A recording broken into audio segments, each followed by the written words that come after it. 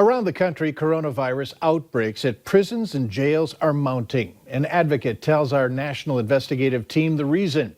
While it's possible for the general public to isolate, inmates cannot. That spreads the disease inside and out.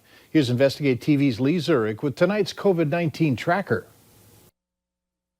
Trousdale County, Tennessee has more coronavirus cases per capita than any other county in the country. In total, more than 1,300 cases. 94% of the county's cases at the correctional center.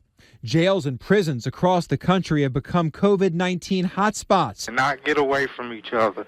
Look in the background. You see all of this? This is crazy. We just waiting to die here. The largest, the Marion Correctional Institution in Ohio. Nearly 2,500 positive cases in one facility. Guys are scared, laying in their bunks, scared to report that they're sick because they're throwing them in the hole. And what happens when they're thrown in the hole? They leave them up to their own devices and say, you'll be okay. Help is on the way. The second largest hotspot at another Ohio prison, the Pickaway Correctional Institution, has nearly 1,800 positive cases.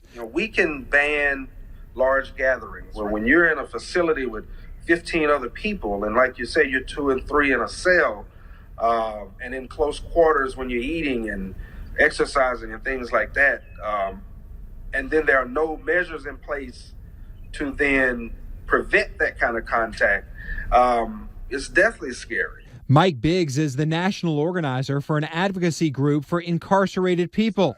So you don't think jails and prisons were proactive enough in the beginning? No. And from the top, from the Department of Justice all the way down, I don't think there was a appropriate responsiveness and our preparedness. In East Texas, at the George Beto unit in Tennessee Colony, 154 inmates have tested positive. And local leaders say they're doing what they can to move people, but there's little they can do to stop the spread. It's just going to have to run its course inside the prison. There's really not a whole lot that they can do about that. They can isolate them all if they can, but there's only X number of places for them to go. Mike Biggs says prisons and jails across the country have improved over the past few weeks, testing inmates more and isolating anyone with symptoms. All protections advocates, staff, inmates, and their families say need to continue for those inside. And yeah, people are on the inside paying for crimes that they committed, and they're doing their time, and they're following the guidelines set forth by our justice system. But at the same time, we are a country of humane treatment.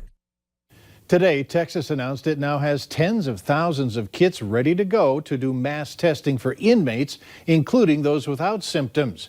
Tennessee launched a new testing program last week to cover all prison inmates and staff.